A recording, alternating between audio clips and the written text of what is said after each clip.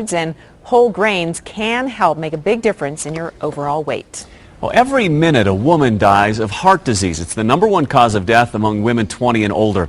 But a Centennial company is working on a new test that could help detect and diagnose the problem much quicker, and that could save lives. Fox 31 Denver's Kim Posey is live at CellPoint in Centennial to explain. Kim?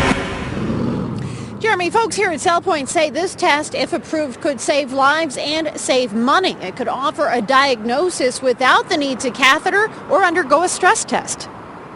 Out for a bike ride at just 31 years old, Carrie Lettinen started to feel a bit off. Had indigestion and just felt lightheaded at one point, had some neck pain. When she started to feel pressure in her chest, she went to the emergency room where she was delivered the shock of her life. I was having a heart attack, and so it was a bit of a shock at 31 years old to be told that if I didn't go to the hospital that night, I wouldn't be there the next day. With atypical symptoms like Carrie's, it can take a while to diagnose a heart attack, but a new test could change that. What we hope to do is to have an agent that gives more accurate information in less time. Terry Collop with CellPoint in Centennial says his company has developed a new imaging agent that's going through clinical trials. It's a simple sugar compound bound to a radioactive isotope. It's injected into the bloodstream and a damaged heart will eat it up. 20 to 30 minutes later, the patient can go under a SPECT camera and the damaged tissue lights up. And if you can determine